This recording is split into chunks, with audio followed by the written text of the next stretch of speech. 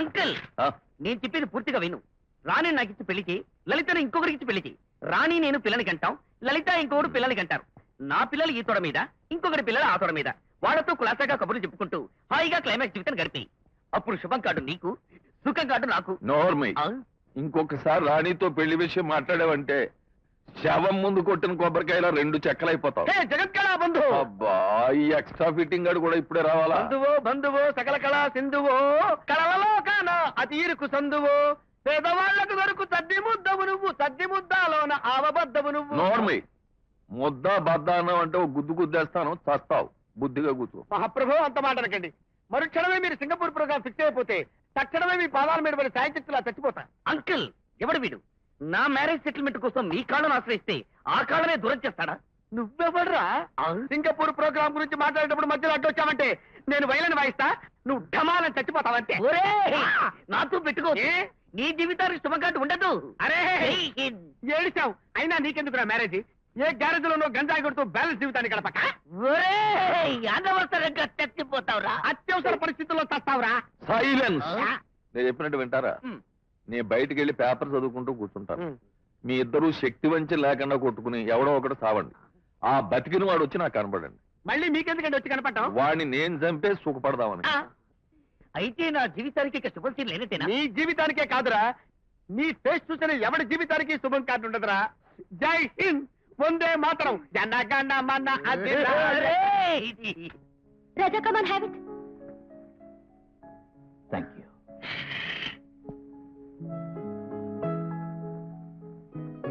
ఏంటలా చూస్తున్నావు? చెప్పు, ఎందుకలా చూస్తున్నావు? తొలి పరిచయం, తొలి చూపు, తొలి వలపు. తొలి వలపు? వీటి మీద ఒక కవితలు. అయ్యో అయ్యయ్యో, కవితలు అంటే కింద పడిపోయావేంటి? ఏ కవిత కవిత, ఓ కవిత ప్లీజ్. అది అలా ఎక్కడంటే అక్కడ, ఎప్పుడంటే అప్పుడు అడిగితే ఎలా? దానికి టైం, ఓ మూడ్, ఓ ఇన్స్పిరేషన్ కావాలి. ఎక్కడికి?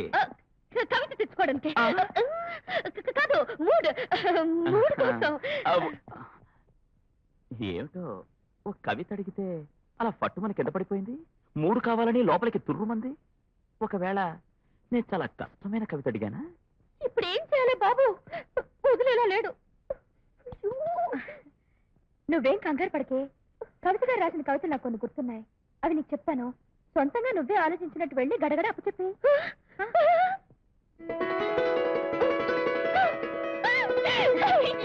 చాలా థ్యాంక్స్. నిజంగా నువ్వు నా పోలికి దేవతని.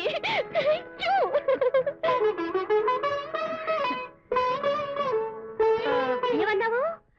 తొలి వలపు, తొలి వలపు, తొలి వలపు తలుపు తడితే, తొలి చూపు చురక పడితే, ఎద పొంగిన సగంగ కాదా? అయ్యో అయ్యో, కవిత చెప్పగానే కింద పడ్డావేంటి? నేను పడలేదు, కవిత చెప్పి నువ్వే పడగొట్టావు. దెబ్బ తగిలిందా? నువ్విలా గంటకో కవిత చెప్పి నన్ను పడగొడతానంటే ఎన్ని దెబ్బలు తగిలినా సరే, నడుమే విరిగినా రోజూ పడుతూ ఉంటాను. ఏం సార్, వాళ్ళు చూసలేదా? కింద పడతాం, పైకి లావటమేనా? అన్నీ చూసేశారా? చూడడం ఏంటి, మేమంతా వినేశాం కూడా. అయ్యయ్యో, అయితే మీకు ఇవాళ ట్యూషన్ అదే. తొలి వలపు తలుపు తడితే,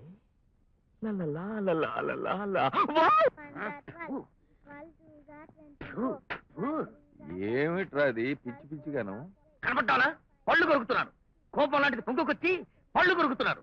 బోలెడు ఖరీదు పెట్టుకొని ఆ పళ్ళు కొరకపోతే ఊడిపోయినా పర్వాలేదు, సొంతానికి 32 పళ్ళు ఉన్నాయి, వాటిని కొరుక్కుని అడగచ్చుగా. ఇలా పిచ్చి పిచ్చి జోకులు వేయడం తప్ప వయసులో ఉన్న కుర్రాడు ఎందుకు ఇలా పళ్ళు కొరుకుతున్నాడు అడగాల్సి ఇంగిత జ్ఞానం లేదా? యాపిల్ పళ్ళు తింటే ఆరోగ్యానికి మంచిది, పైగా అప్పన్నంగా దొరికాయని తింటున్నావు. దీనికి ఇంగిత జ్ఞానం ఆలోచన ఎందుకు? పెద్దవాడి వయ్యావు, నా యవ్వన రహస్యం నీకు ఎలా అర్థమవుతుంది? లోపలికి వెళ్ళి నీకు అర్థమయ్యేలా మరో బతుకు ఆలోచించుకుని వస్తాను. అప్పటిదాకా ఇదిగో ఈ వార్త విన్నావా? ఏమిటది? ఓ యువకుడు అతిగా వాగినందుకు కడపలో కత్తిపోట్లు. ఈ గడప దాటి కడప చస్తే వెళ్ళను. మరోసారి చెప్తున్నాను, మళ్ళీ జై హింద్. ఏమిటి ఆశ్చర్యంగా ఉంది? రాణి లలితలిద్దరిది ఒకే పుట్టినరోజా? అంటే వీళ్ళిద్దరూ కమల పిల్లలు అన్నమాట. కమల పిల్లలు కాదు, విమల పిల్లలు కాదు, వాళ్ళిద్దరూ మా పిల్లలే. రేపు మా చిట్టి తల్లుల పుట్టినరోజు పండుగ చాలా వైభవంగా జరిపించాలనుకుంటున్నాను. ఆ ఫంక్షన్ కి పేరున్న వాళ్ళు పెద్దవాళ్ళు చాలా మంది వస్తారు. వాళ్ళందరూ ఇంప్రెస్ అయ్యేలా మీరు మంచి మ్యూజిక్ ప్రోగ్రామ్ ఇవ్వాలి. మీరంతగా అడగాల. రాణి లలిత అంటే నాకెంత అభిమానమో రేపు మ్యూజిక్ ప్రోగ్రామ్ లో నిరూపిస్తా. నేను అదే శపథం చేస్తున్నా. మాటలు కాదు బిళహరి, రేపు ఫంక్షన్ లో మీ మ్యూజిక్ ప్రోగ్రామ్ కి మా గెస్ట్లు అంతా ఆనందపడిపోయి తాళం వేస్తే మీరు అమెరికాలో ప్రోగ్రామ్ ఇవ్వడం ఖాయం. ఆ? అయితే చూడండి, రేపు మీ ఫంక్షన్ కు వచ్చిన గెస్టులంతా మా రాజా పాటకి చప్పట్లు కొట్టి కొట్టి చేతులు వాచిపోతాయి, చిందులు వేసి వేసి కాళ్ళు వాచిపోతాయి, తలలు ఊపి ఊపి మెడలు వాచిపోతాయి. టోటల్ గా వాచిపోయే ప్రోగ్రామ్ ఇస్తాం అన్నమాట. అయితే మీరు అమెరికాలో మ్యూజిక్ ప్రోగ్రామ్ ఇవ్వడం గ్యారంటీ. హే కళాబంధు, మీ డాడీ మాటలు విన్నారుగా.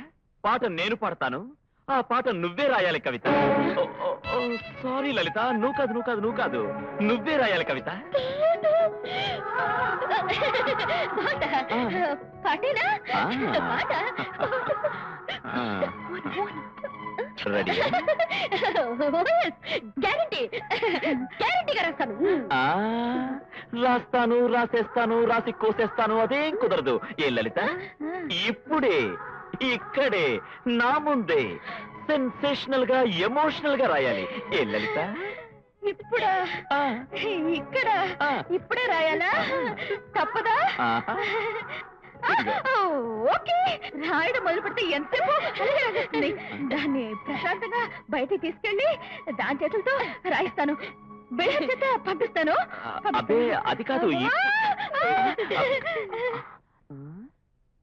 ఏమిటి కౌలమూడు?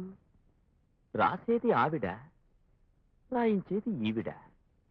కవిత ఆవిడది, పంపించేది బిళహరితో. ఇప్పుడు నే పాడాలా, బిళహరి పాడతాడా? అయ్యో!